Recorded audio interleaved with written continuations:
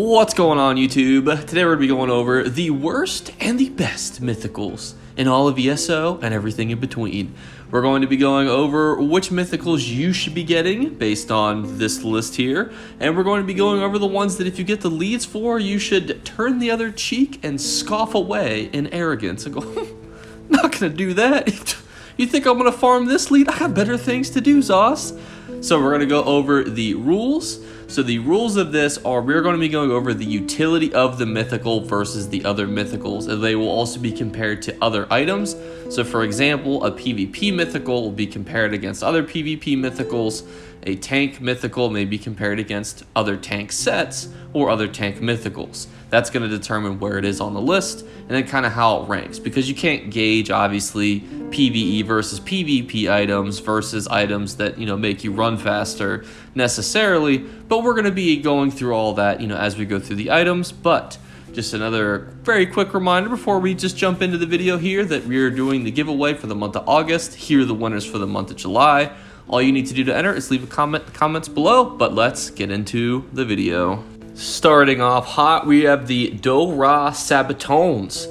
These, while sprinting, gain a stack of Draconic Scales for every 0.5 seconds, granting you 660 armor up to 20 stacks. Upon stopping, you deal the physical damage based on the amount of stacks that you create in an 8-meter shockwave. Gain a damage shield equal to the damage dealt and retain Draconic Scales for 10 seconds, but you cannot gain a new stack. At 20 stacks, this damage will also stun for 3 seconds. This scales off your physical or spell resistance.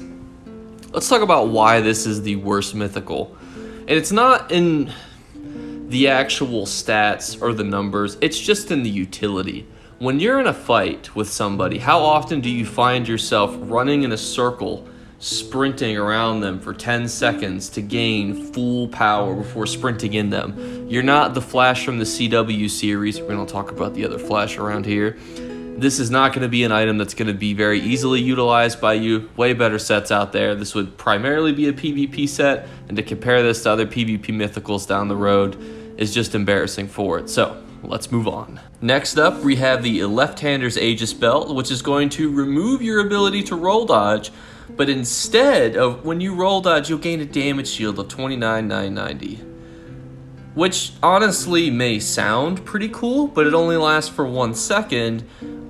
So therefore, instead of dodging an attack and getting 0 damage mitigation, you're still going to get hit by the follow-up. The only thing that you would be evading potentially is an AoE that would be on the ground. You would still get sucked into it because this doesn't prevent you from being snared or pulled. So the only benefit to this is you'll take moderately less damage from an AoE attack. That's a whole mythical, a whole set being dedicated to that. Absolutely garbage, and that's why it is the second worst item on this list. So now we get to the next phase of the tier list, where the items are no longer hot garbage. Now they're just more kind of meh. Like, they're not bad, but they're just not good either. And the beginning of that tier is going to be the Belzars Band, which increases the damage of your light attack by 900 when you deal damage with a consecutive light attack. Gain a stack of Belzars Temper for 10 seconds, up to 5 stacks max. At 5 stacks, consume this Temper, and after 1 second, deal damage to enemies in a line and stun them for 3 seconds. Not a bad concept. The numbers are okay. However, we don't really know right now what's going to be happening with light and heavy attacks, just due to all the little shenanigans that Zos is doing in the background. I originally had this higher as the numbers aren't bad, and the utility and the idea of it's not too bad. However, there's just so much uncertainty around light, heavy attacks, consecutive light attacking, and then doing damage to enemies in a line is also not ideal. It would be better if it was a cone or some sort of an area, as the actual effect is not super hard to dodge. But in concept, it's good. We'll see how it kind of stacks up in the future. Similar to the last item, the Pearls of LNF is a very decent item, but just gets kind of outclassed by the totality of other healing items already in the game. What this item does is, when you use a resource while in combat, that's a healing ability. When your dominant resource is under 30%, you gain 5 ultimate. It's pretty decent. It's very niche. But the problem that this runs into is there's just so many good healing sets out there that it just gets outclassed by a lot of monster sets and 5-piece healing sets that you're no longer going to be able to run, because you're going to have to use them substitute them to put this on. Next, we have the Torque of Tonal Constancy, which is another item that is not bad because it is a decent item. While your stamina is less than 50%, increase your magicka recovery by 450. While your magicka is less than 50%, increase your stamina recovery by 450. It's not a bad item. The problem with this again runs into, while it is, I would consider a PvP item, you're not going to really have any utility for this in PvE, it gets outshined by other sets such as Grundwolf, which adds crit, and then whenever you deal crit damage, you restore 700 magic or stamina, and that can occur every 5 seconds.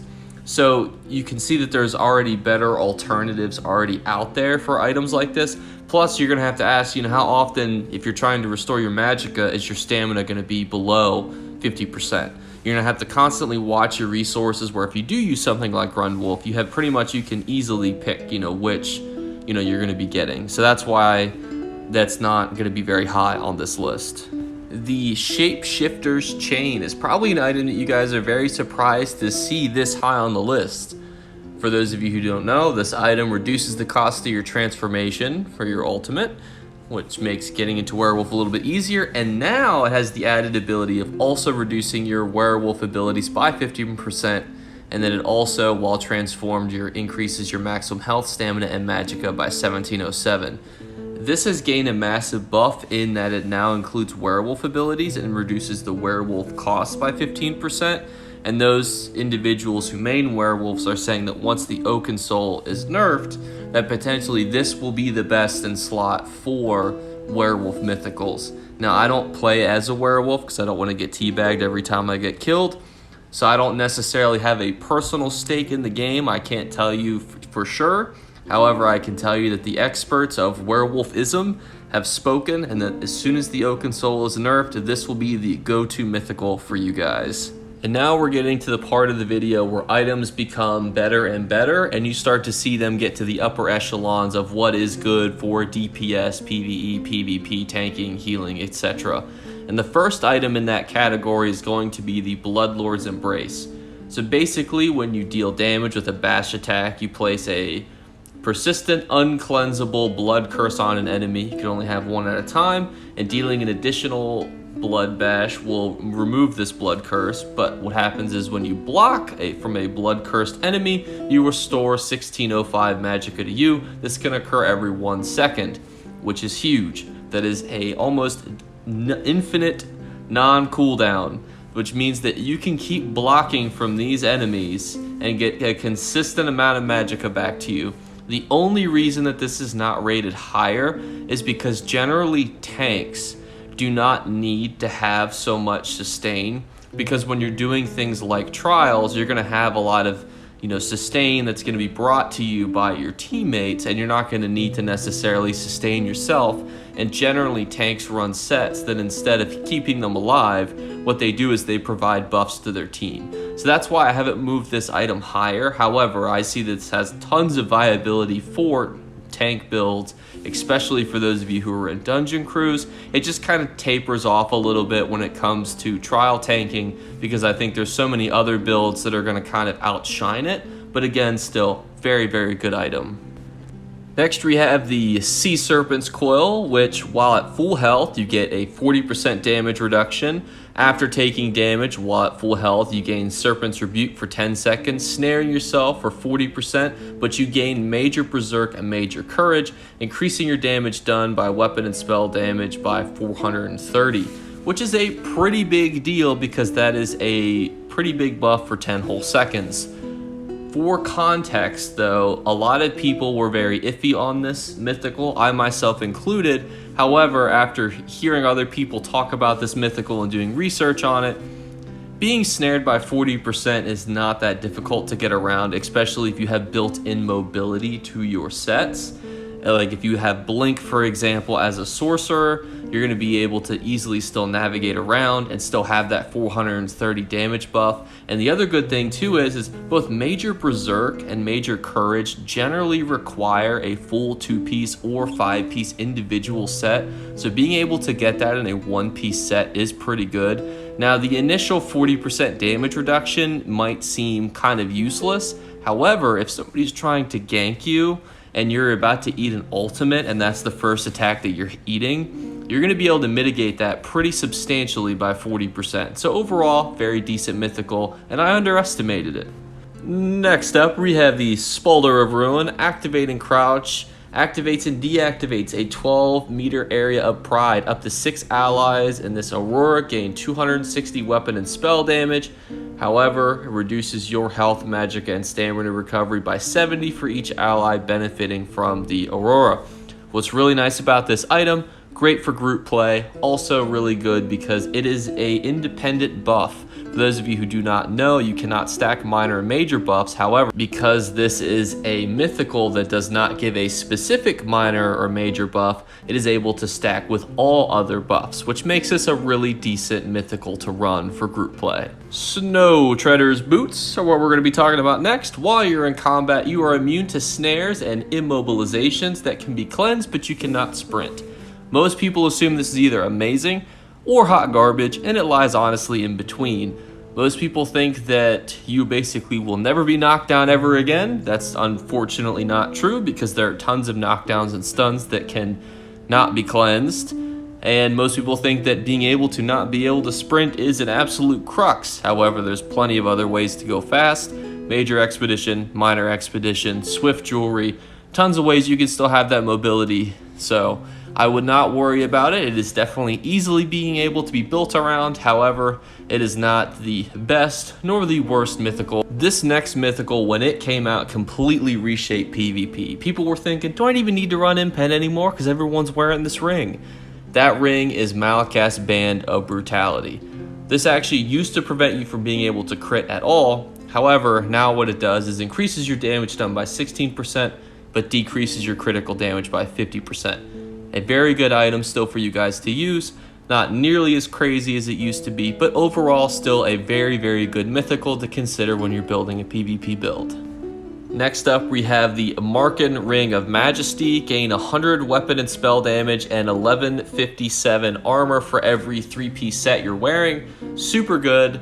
I'm just going to kind of highlight though something for this that I don't think a lot of people consider, that it was actually pointed out to me in a video, is that if you're wearing 2 4-piece sets and then a 3-piece set, is that you can back bar a dual wield or a sword and shield to proc it, such as if you're procking something like Clever Alchemist and then Stiggins, you can then proc both of those things, or Unfathomable Darkness, for example, proc both of those, get both of those 3, set total buffs, and then switch back to your front bar, making this a super cool mythical for a ton of different utility things for gaining a ton of weapon and spell damage. So there's definitely a lot of building that you guys can do with this that I think makes this super interesting and definitely worth the pickup. And next up, we have Ring of the Wild Hunt. Don't need to say a whole lot about this. Increases your movement speed by 15% while you're in combat, and out of combat movement speed is 45% increased. Super amazing item. It makes grinding easier. It's very good for PvP. It makes just traveling the world a lot easier. The Ring of the Wild Hunt is honestly a must-have mythical. And now we're getting to that part of the video where some of these mythicals are must-haves, depending on, even if you're never going to use it for a specific play style because you're a PvE player and you're never going to build it in a PvP build. It's honestly just nice to have the utility of it, because if you're going and grinding and doing a chest route, being able to have that movement speed is just so helpful. Moras Whispers, definitely one of the more intricate mythicals. For this, you're going to be able to gain up to 1528 crit chance, but you're also going to get a 10% inspiration buff, alliance rank, alliance skill, and 15% monster kill experience based on how many books of Shalador you've collected. Those are the Mage's Guild books, for those of you wondering. This is a great utility mythical. My only fear with this is if you have so many Shalador's books collected on your characters, you probably don't necessarily need to rank up your alliance skill or get increased expiration. However, the alliance rank and the ability to get basically 15% extra experience while also being able to have an extra bit of crit chance certainly is nothing to scoff at, and I think this is a really good mythical for XP farming. The Gays of Sithis, one of the most annoying mythicals to farm, is actually my personal favorite for PvP. What this item will do is it will give you 3,276 extra max health, 1025 health recovery, and 4,000 armor, but will prevent you from being able to block. Your mitigation for block will go to 0. Super cool item. Basically, it's for the roll dodge playstyle. For me, I use it on my sorcerer. Absolutely love it. It's an amazing mythical to consider for PvP. Not the best in slot, but still a really good must-have item in my opinion to try out. The Thracian Stranglers are a really good item for 2 reasons. You'll be able to tell them here very shortly. Killing an enemy grants you a stack of Slode's Call for up to 1 hour, up to a max of 50 stacks. Each stack increases your weapon and spell damage by 23, however, reduces your max health by 120 and the effectiveness of your shields by 1%. You lose this if you go invisible or crouch. Why this is so amazing is that you're able to pre-kill a bunch of enemies and cheese through swaths of dungeons, swaths of farming. You can easily farm for XP, you can easily go through certain dungeons with this route. These are a best in slot mythical for certain PvE content and also for farming in the overworld as well.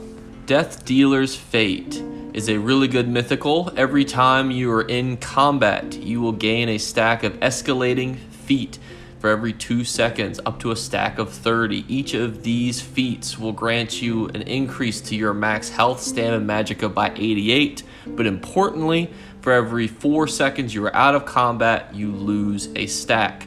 Why that's amazing is twofold. One, that is a ton of resources that you guys are going to be able to get, especially for builds like werewolves that require you to be in combat consistently and also use magicka, stamina, and health. But also, being able to only lose a single stack every 4 seconds means that when you're out of combat, you're not going to be losing this buff very quickly, which overall makes it a very great mythical. Harpooners Kilt is up next. Dealing direct damage grants you a stack of Hunter's Focus for up to 20 seconds, up to 10 max stacks. You gain 1 stack of Hunter's Focus per second. Each stack of Hunter's Focus grants your critical chance by 110 and your crit damage by 1%. Taking damage removes 5 stacks, and this can occur up to once every second. This is an amazing buff for you guys to have. Basically, every time you deal damage, you're going to get a stack that is going to increase your total crit damage and your crit chance, which means that, again, for those of you who were listening earlier, this is not a major or minor buff, which means this stacks with major, minor force, all other crit damage and crit chance.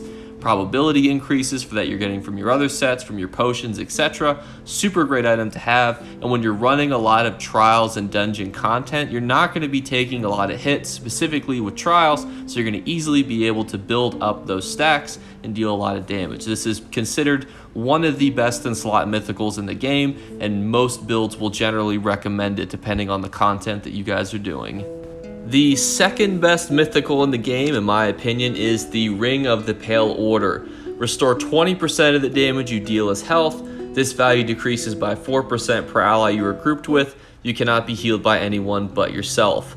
Why this is an amazing item is twofold. One, it makes arena content for new players extremely easy. That's why it's so high on this list, just point blank alone. This makes Vatestrand as well as Maelstrom Arena super easy for new players to run. You don't have to worry about health management as much, and for that alone, I think this makes it a great mythical. But this is also an extremely great mythical for running 3 DPS and sometimes even 4 DPS inside of a lot of dungeon and arena content. I've seen builds where it is 4 Ring of the Pale Orders or 3 Ring of the Pale Orders and a tank running certain content like Veteran Dragon Star Arena, Black Rose Prison, etc.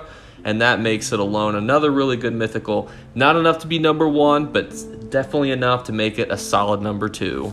And the number 1 mythical in all of ESO, you may have guessed it. It's the Oaken Soul Ring. The Oaken Soul Ring is just straight up broken. While equipped, you're unable to bar swap. However, you get Major Berserk, Major Courage, Major Brutality, Major Sorcery, Major Prophecy, Major Savagery, Major Force, Major Protection, Major Resolve, Minor Fortitude, Minor Intellect, Minor Endurance, and Major Heroism. which is a lot. It is so much, in fact, that you can pretty much slap this onto anything, and as long as you don't need to bar swap, you could do almost anything. PvE, PvP, solo content, arena content, farming, dungeons, trials. You can use this for pretty much anything. This is an amazing item that completely has changed the way that a lot of people play the game, especially for PvP, and for that alone, it is ranked so highly because of just the sheer amount of things that it has come in and changed the meta for. It will be tweaked in the next update, so I'll have to gauge, officially once those patch notes are out and it's on the official servers, how much it's changed. However, right now it is comfortably the best item in the game for you guys to get. But that is all of the Mythicals in ESO ranked from worst to best. Let me know what you guys think in the comments below. Do you agree? Do you disagree? Let me know which Mythicals you have, and I will catch you guys tomorrow. Bye, guys. You better remember to like and subscribe to Jake Clips. Or you should. I might have to pluck your eyes if you don't. Or, better yet, I'll skip rope with your entrails. Do it now. Subscribe. Ta-ta. Off with you.